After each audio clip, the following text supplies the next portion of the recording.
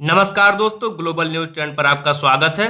दोस्तों, 1 अप्रैल की रात को सीरिया की राजधानी दमिश्क में ईरानी एम्बेसी पर एयर स्ट्राइक करके इजरायल ने ईरान के 2 टॉप जनरल्स के साथ साथ 5 अदर ऑफिशियल्स को मार डाला था। और मारे गए ईरानियन ऑफिशियल में 2 official Iran revolutionary guard corps के थे, जो पूरे मिडिल ईस्ट रीजन की मोस्ट एडवांस पैरामिलिट्री फोर्स है। जिसके बाद रसिया ने इसे प्रोवोकेटिव एक्ट ऑफ वार बताते हुए ईरान को सपोर्ट किया था और ईरानी सुप्रीम लीडर अयातुल्ला अली खमैनी ने इजरायल को डायरेक्टली धमकी देते हुए कहा था कि इजरायल विल बी स्लैप्ड, यानी ईरानी एम्बेसी में मारे गए ईरान के ऑफिशियल का बदला ईरान इजरायल से जरूर लेगा। दोस्तों, इजरायल के इस हमले को जो बाइडेन ने भी क्रिटिसाइज किया था कि जो वार अभी तक कुछ एरिया में ही चल रहा था, उसे इजरायल ने ईरानी एम्बेसी पर हमला करके और ज्यादा एस्केलेट कर दिया।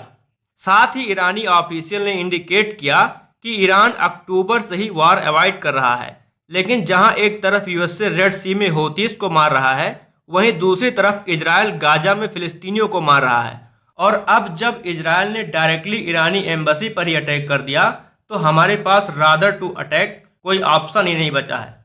जिसके बाद सीआईए ने इंटेल प्रोवाइड करी कि ईरान अगले 48 घंटे में कुछ बड़ा प्लान कर रहा है और डायरेक्टली वो इजरायल पर हमला कर सकता है। इसके बाद पूरे इजरायल में हाई अलर्ट घोषित कर दिया गया, सभी सैनिकों की छुट्टियां कैंसिल कर दी गई, रिजर्व फोर्सेस को वापस बुला लिया गया और एयर डिफेंस को और ज्यादा पुख्ता कर दिया गया। साथ ही साथ इजरायल ने अपनी दुनिया भर की 80 एम्बेसीज में से 28 को ईरानी थ्रेट के चलते बंद करवा दिया। दोस्तों, अमेरिका के अकॉर्डिंग इजरायल ने ईरान की एम्बेसी पर हमला करके सबसे बड़ी गलती कर दी। अब हो सकता है कि पूरा मिडिल ईस्ट एक वार जोन में बदल जाए, और इसका अंदाजा आप सिर्फ इसी बात से लगा सकते हैं कि इजरायल फिलिस्तीन वार लगभग 190 दिनों से चल रहा है, लेकिन इजरायल में कभी ऐसी स्थिति नहीं आई कि जब पूरे इजरायल में हाई अलर्ट घोषित किया गया हो और लोगों को बाहर निकलने तक से रोका जा रहा हो। लेकिन ईरानी एम्बेसी पर इजरायल के हमले के बाद ईरान ने कह दिया था, it reserve the right to take a decisive response and will deliver a slap to Israel. क्योंकि दोस्तों, ईरान और इजरायल की दुश्मनी कोई नई नहीं है।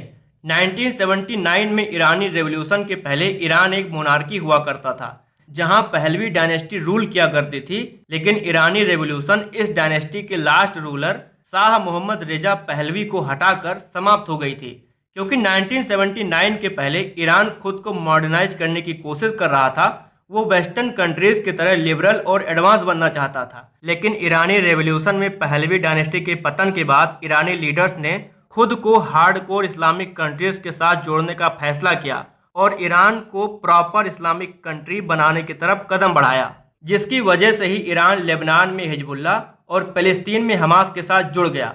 क्योंकि ईरान के उस समय के लीडर अयातुल्ला खुमैनी पूरे दुनिया में इस्लाम प्रमोट करके एरोगेंट वर्ल्ड पावर्स जैसे यूएसए, इजरायल और यूरोप को सबक सिखाने की बात करते थे। वहीं दूसरी ओर इजरायल को ईरान के न्यूक्लियर प्रोग्राम से खतरा है, इसीलिए वो आए दिन टॉप ईरानियन न्यूक्लियर साइंटिस्ट और जनरल्स को मारता रहता है। और इसीलिए जब से ईरानियन रेवोल्यूशन हुआ है 1979 में, तब से ईरान और इजरायल की दुश्मनी चली आ रही है, जिसमें यूएसए इजरायल को सपोर्ट करता है ईरान के अगेंस्ट, क्योंकि ईरान इजरायल के साथ ही साथ यूएसए को भी इस्लाम का सबसे बड़ा दुश्मन मानता है। लेकिन कभी ईरान और इजरायल डायरेक्टली वार नहीं लड़ते, वो 1 to 1 कभी सामने नहीं आते।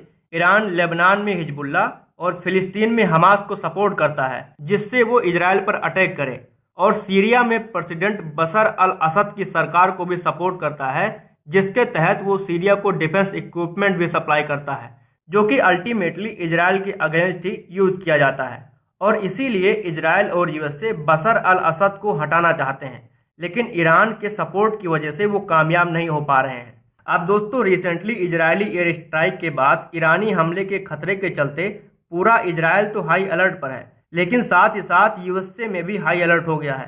क्योंकि दमिश्क अटैक के बाद जो बाइडेन ने इजरायल को क्रिटिसाइज तो किया, लेकिन बेंजामिन नेतन्याहू से बात करके इजरायल को फुल सपोर्ट करने की अश्योरेंस भी दे दी।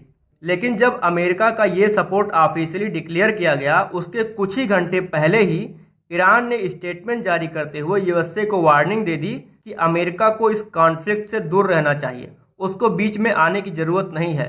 वाशिंगटन को एक रिटर्न स्टेटमेंट भेजा गया कि US should not to get dragged into Netanyahu's trap, यानी जो कुछ भी हो रहा है उसमें यूएस ने इंटरफेयर किया तो वो नेतन्याहू के ट्रैप में फंस जाएगा। और stay away so you won't get hurt, यानी अगर आप इस वार में शामिल होते हैं तो आपको भी बड़ा नुकसान झेलना पड़ेगा।